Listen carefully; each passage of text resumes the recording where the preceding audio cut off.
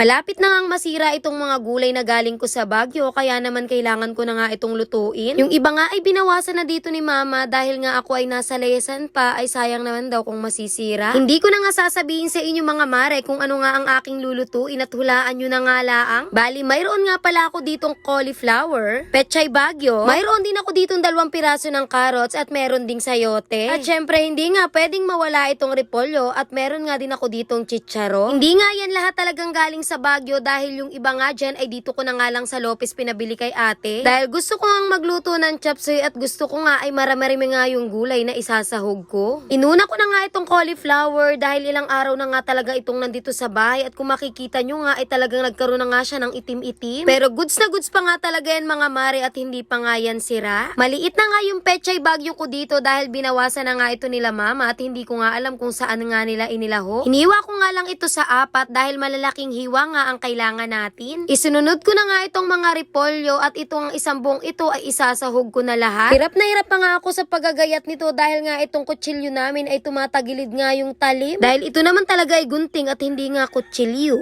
Nasira na nga laang kaya nga ginawa na lang naming kutsilyo at pwede naman. Mayroon pala kaming lumang sayote dito sa refrigerator kaya ito na nga lang ang aking ginamit. 2 piraso nga pala ito kaya naman yung pinabili ko sa bayan ay hindi ko na nga ginamit. Binaakba ako nga lang ito sa malalaking hiwa dahil chop suey nga ang ating lulutuin. Nagbaka sakali nga lang ako kay ate na magpabili nga nitong chicharo dahil alam ko nga na mahal nga ang presyo nito. Kako pag mahal ay wag na nga siyang bumili at okay lang naman na wala ngang ganyan. Nagulat nga ako nung balik ni ate na meron ngang chicharo at di ko na nga natanong kung magkano nga ang bili niya dito. Kakaunti nga ito at siguro nga ay 1/8 lamang ang timbang. Nagtatanong pa nga ako kay mama kung paano nga ito igagayak ay ganto nga lang daw, tatagkalin nga lang daw yung parang sinulid sa gilid. 2 carrots nga pala sana ang isasahog ko dito, ang kaso nga lang ay parang masyado na ngang marami itong aking mga gulay. Kaya naman habang nagbabalat nga ako nito ay naisipan ko nga na isa na nga lang at baka nga sobra na. Meron din ako ditong bell pepper na fresh galing dito sa taniman ni mama. Medyo hilaw pa nga itong aking isasahog dahil nga naunahan ako ni ate sa pagputi kaninang umaga. Kahapon nga ay kitang-kita ko na may hinog kaya naman hinahanap ko nga kaninang umaga. Pero sabi nga ni mama ay wag ko na nga raw hanapin dahil naunahan na nga raw ako ni ate. Kung alam ko lang talaga na ganun ang mangyayari ay kinuha ko na nga yung kahapon. Sinisipat-sipat ko pa nga at kako ay saktong-sakto nga sa pagluluto ko ng chop suey bukas. Buti na lang talaga at hindi niya nga inilahat itong bell pepper dahil kung hindi ay naku, wala akong ilalahok dito. Atay ng baboy nga pala ang napili kong isahog dito kaya naman gabi pa nga laang ay binilin ko na kay ate na ibili nga ako ng ganito. Maagap ngang mamalengke si ate kaya naman talagang gabi pa nga laang ay chinachat ko na nga sa kanya kung ano nga ang aking ipapabili.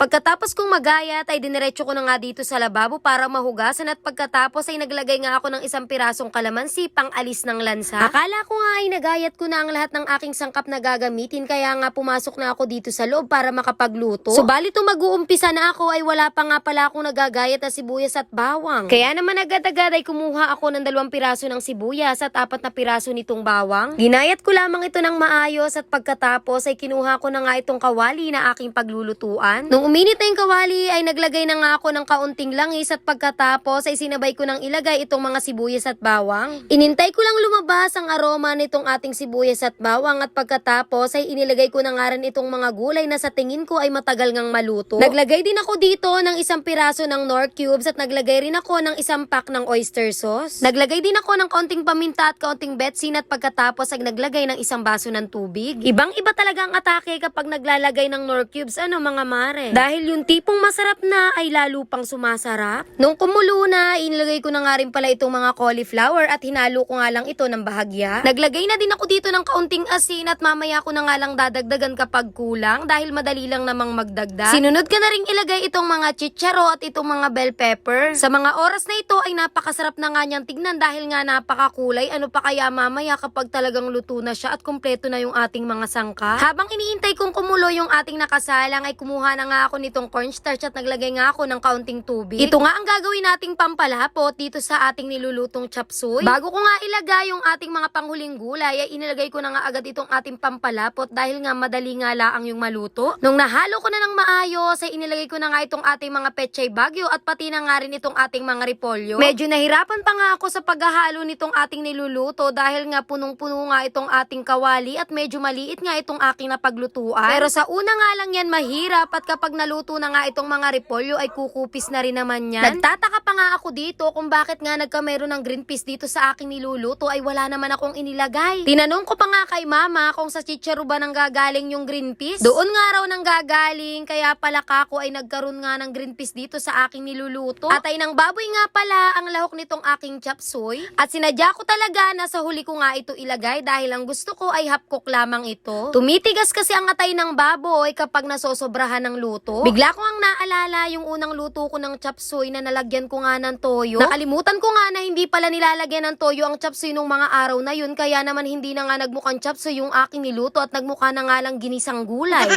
Pero ngayon ay talagang sigurado na ako na chop suey na nga ito. Sa mga oras na ito ay luto na nga itong ating chop suey at okay na nga yan. Hindi ko na nga tinagalan yan sa apoy dahil nga ang gusto ko ay malutong-lutong pa itong ating mga gulay. At shoutout nga pala sa taong bato kay Seraki. Salamat dito sa mga gulay na fresh from Baguio City. Sa susunod ay damihan mo dahil nakakauntian pa ako. Charot!